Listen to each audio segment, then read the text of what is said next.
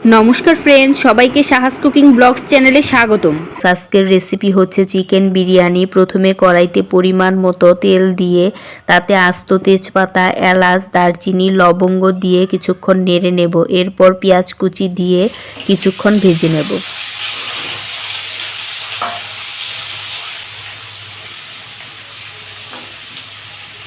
ভেজে আসা পেঁয়াজের সাথে পেঁয়াজ বাটা, রসুন বাটা, আদা বাটা, জিরা বাটা, কাঁচামরিচ বাটা দিয়ে মশলাটাকে পেঁয়াজের সাথে ভালো করে মিশিয়ে নেব। তারপর মশলার সাথে সামান্য একটু জল দিয়ে তাতে বিরিয়ানি মশলা 2 চা চামচ ও টক দই দিয়ে দেব। দিয়ে মশলাটাকে কষিয়ে নেব।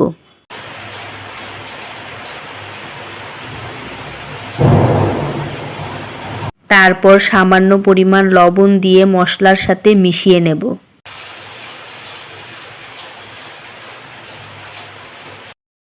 এখন চিকেনটাকে দিয়ে ভালোভাবে কষিয়ে নেব।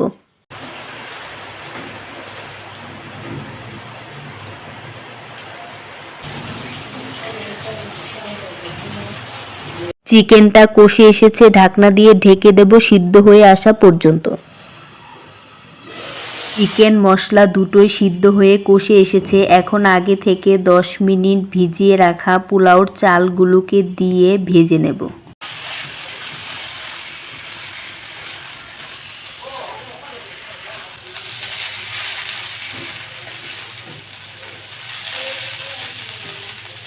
পোলাওর চালটা ভালোভাবে ভাজা হয়ে এসেছে। এখন গরম জল দিয়ে দেব।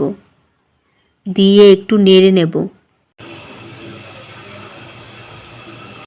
তারপর 2-3টার মতো কাঁচামরিচ দিয়ে দেব।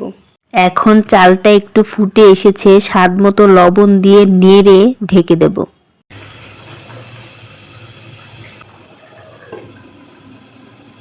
তারপর সামান্য একটু চিনি দিয়ে আর একটু দমে দিয়ে দেব।